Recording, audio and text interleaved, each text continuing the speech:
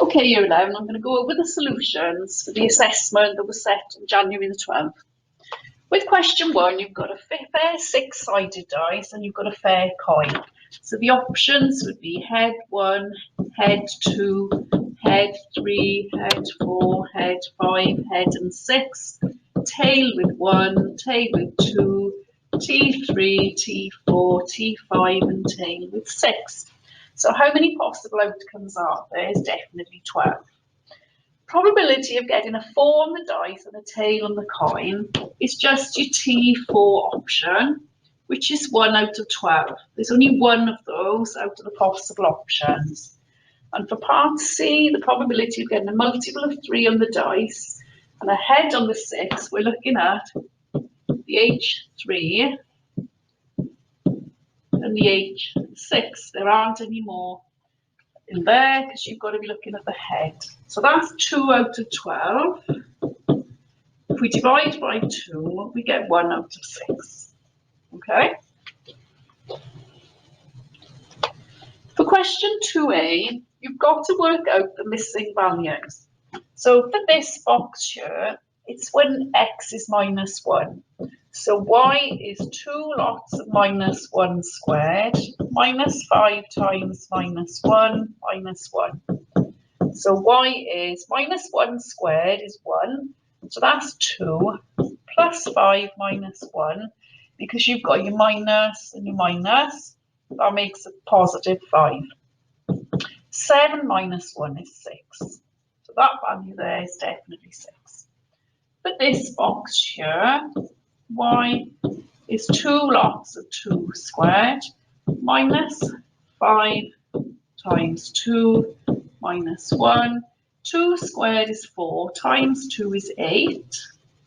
Minus 5 times 2 is minus 10, and then you minus 1. So you'll end up with minus 3. Okay, really important that you get these values correct before you can draw the graph, which we're going to do on the next page. Okay, now we've got to plot all of the values. So I'm going to start with some of the obvious ones first. So the 0 minus 1 is definitely there.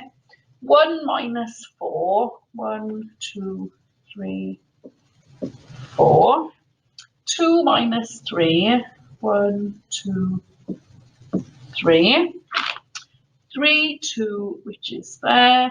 And then 4, 11 is actually, well, that would be 10. It's roughly about there, okay? It's probably best if I leave that one off. Then to the left, we've got minus 1, 6. So let's just check. 1, 2, 3, 4, 5, 7, 8, 9. So that's your minus 1. Minus 1, 6. 6, which is there. So that would be your mark. And then minus 2, 17. So 1, 2, 3, 4, 5, 6, 7, 8. Right, that's definitely the minus 2. So 17, 15, 16, 17. Okay, so it would be there. Okay, and the idea is then you've got to plot those accurately. And then you've got to join them up with your smooth curve. Now this takes a bit of practice, so I might not get it first time, but I'll give it a go.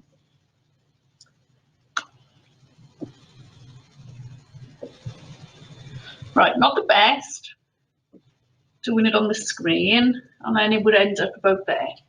Okay, so you make sure you practice drawing your curve. So we draw on the curve y equals 2x squared minus 5x minus 1. You've now got to draw the line y equal to 5. So the line y equal to 5, 1, 2, 3, 4 is definitely there. So we draw a line. Horizontal line. That side. Obviously you would do this with a ruler. It's really difficult to use that now because it changes the screen. And you should label it y equal to 5. They want to know where they cut. Okay, so where they cut Okay, that would be one value, which is minus 0.8. And on this side, that's 3.4. Okay, and you would be allowed to be plus or minus 1 on these, because when I did it on paper, which was more accurate, I ended up with minus 0.9 there. Okay, so question 2D. What we've just done, we've drawn the graph of y equal to 2x squared minus 5x minus 1, and we've also drawn y equal to 5. Now, what you've got to realise here is that if this is equal to y and this is equal to y, then these are equal to each other. So you put them equal to each other. So underneath here, 2x squared minus 5x minus 1 is equal to 5. Now, if you look at all the expressions that are up here, they're all equal to 0. So that tells you you've got to make this equal to 0. So take away 5 on both sides, and you actually end up with 2x squared minus 5x minus 1 minus 5 is minus 6, and on the right hand side is equal to 0. And then basically you're looking for that in the multi-choice, which is there. Question 3. A regular polygon has exterior angles of 45 degrees. Okay, so we know it's regular, which means all the sides are equal, but we don't actually know how many sides, because that's what we're going to work out. So what I always do is like a little bit of a sketch. So if you imagine that this is part of the polygon, your exterior angle is when you extend one of the sides. Okay, so exterior, extend. So it means that this angle here is 45 degrees. Now what we've got to work out is how many sides the polygon has. So basically the number of sides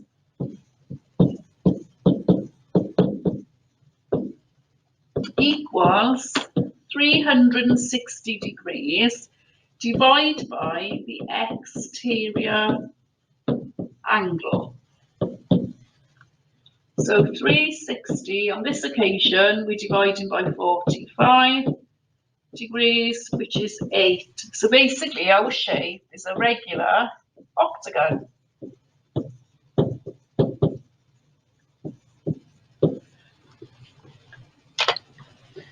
Make M the subject of the formula for question 4A. So we can see M is there. So basically, let's try and get the 6m on its own. So I'm going to take away 7 on both sides, because we've got that extra plus 7 there. Let's take away 7 on both sides. So y minus 7 will then be equal to 6m. To get m on its own, we need to divide by 6 on both sides.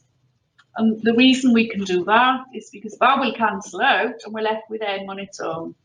So basically, will be y minus 7 all divided by 6. Question 4B, factorized. Now factorized means we're putting brackets in. So because we've got numbers and letters, is there a common factor of 6 and 12? Well, yeah, the highest common factor is 6. You could say, oh, well, 2 goes into both, 3 goes into both, but 6 is the highest common factor. So take 6 outside. If you've got x squared and x, the highest common factor is x. So you can take x out. So then what goes inside the bracket? Okay. Well, how do you get from 6x to 6x squared? You've got to multiply it by x. Minus, how do you get from 6x to 12x? You've got to times it by 2. And that would be your answer. Okay, now sometimes it's a bit of trial and error, but the top tip, if you want to check if it's right, multiply out. Okay, so if you multiply out, you can use a little grid box method if you want, up to you. 6x times x is 6x squared. 6x times minus 2 is minus 12x. Okay, and if you end up with what you started with, then the bracket answer is definitely correct. For question 5a, let's see what we've got on the numerator. So that would be 75 with 5 zeros. And on the bottom, we've got 5,000. So what I'm going to do, I'm going to divide the top and bottom. 5,000, 1, 2, 3, 1, 2, 3. So you're left with 7,500 over 5. Now 5 into 75 is 15, 1,500. Okay, but because you've got standard form in the question, change it back 1.5 times 10 to the 3 is your final answer. For question 5b, again, have a look at what we've got in the first bracket, okay? So that would definitely be 2, 3 with 2 zeros, because if you check, if the point was there, 1, 2, 3 takes you to the end of the number, and the 6.4 times 10 to the 4 would be 64,000. So because you're adding them, put the 2, 300 underneath, add them together, 0, 0, 3, 6, 6. Put them into standard form, 6.63 times 10 to the 4 is your final answer. So I'll carry on now with the rest of the questions. So question 6 was an OCW question. So how you explain every step is really important, okay? So you've got a square where every side is 2x plus 3y. You can label it if it gives you a bit more confidence. 2x plus 3y, 2x plus 3y. But basically, because they're talking about the perimeter, when they're all added up, in other words, the total length is 62 centimetres.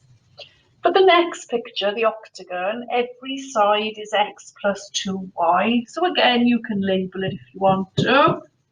Okay, all of the sides are the same, going all the way round, but they will add up to 72 centimetres. So what I'm going to do, I'm going to show you on the next slide the layout of the solution. Okay, so what I did for the square, when you add them all up, you're adding really 4 lots of 2x plus 3y, which is 8x plus 12y. So what that means is you could write them all out 4 times, or you can multiply using the bracket method. So that's the square, and that's equal to 62. So that's first equation. Then if you do the same with the octagon, this time you've got 8 sides, and each side is x plus 2y. When you multiply it out, you'll have 8x plus 16y equal to 72. And that's equation 2. So hopefully then it's clear that you've got 2 equations with 2 unknowns, x and y. So we're going to solve them simultaneously.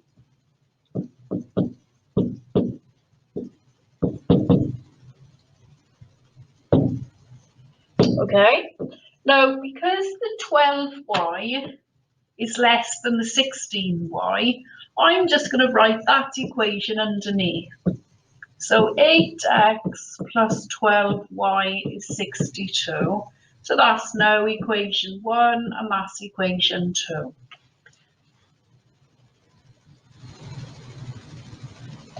So basically now, these are the two equations that you've got to solve, okay?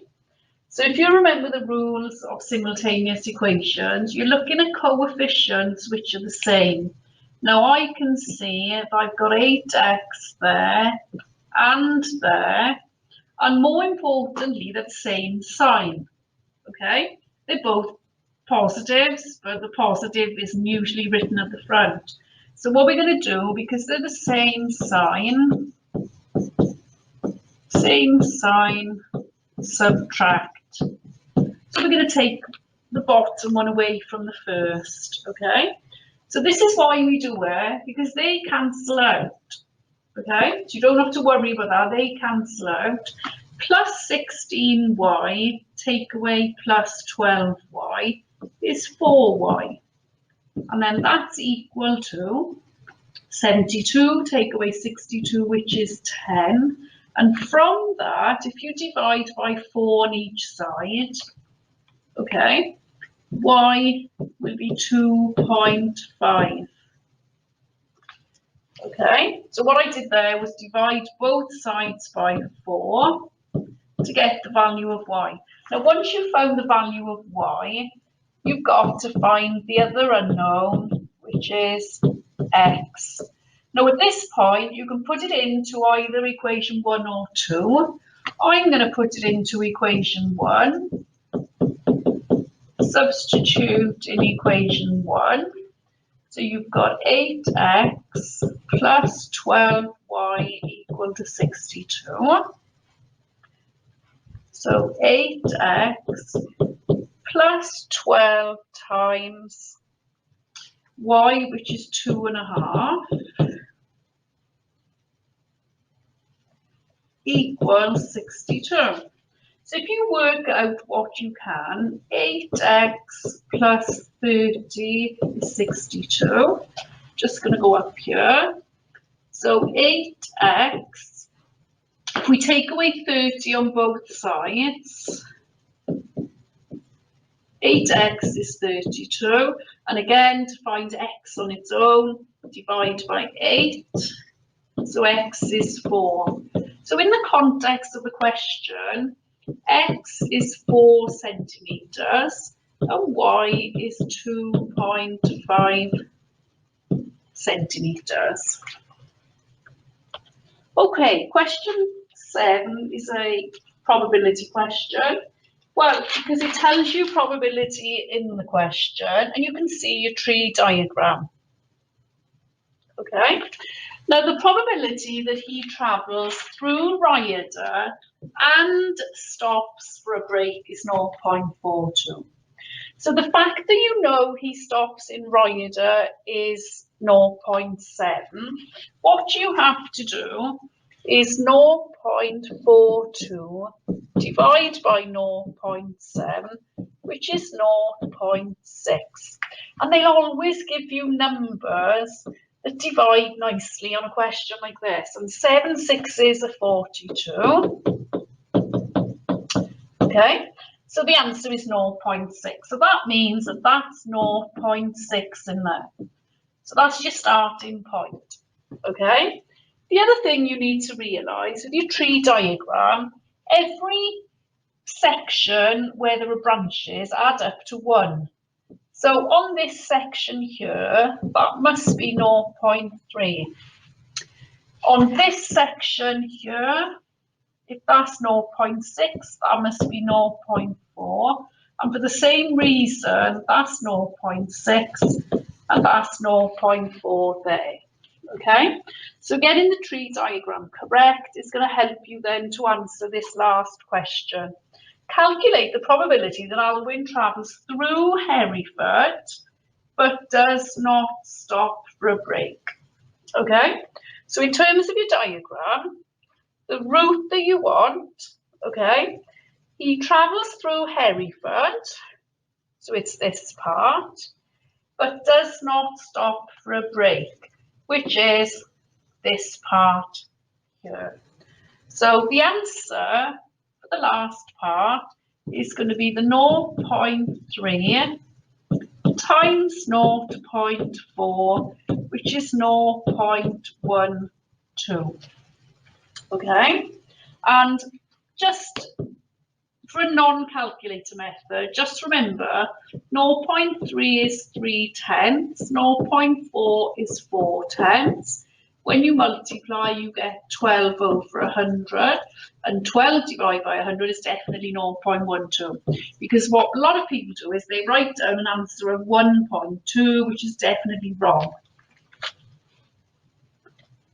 Question 8. William has n marbles. Lois had 4 times as many as William, but she has now lost 23 of them. Okay. Lois still has more marbles than William. So let's focus on that information at the start. And what I would do is William use W, Lois use L. So William has got n marbles. Lois has got 4 times as many, so that would be 4n. But she has lost 23 of them. So Lois has got 4n minus 23. Okay? And then this part of the question, Lois still has more marbles. Okay? And that's the information you need to answer the final part. Write down an inequality in terms of n to show the information.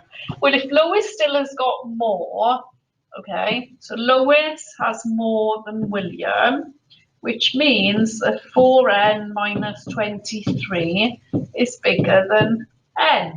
So you're working then towards an inequality, okay? However, you've got terms in n on both sides. So I'm going to take n off both sides. I'll just write that in there. So you're going to have 3n minus 23 is bigger than 0. Okay? Just finish the solution over here. If I add 23 onto both sides, you then get your inequality is 3n is bigger than 23. Okay? Now, if this was an equation, if you think of it as 3n equals 23, then n is 23 over 3, which is 7 2/3. So n is bigger than 7 2/3. So n must be 8. If it's bigger than 7 2/3, then n, the number of marbles that William had, must be 8 marbles. Question 9, we've got negative powers and a fraction.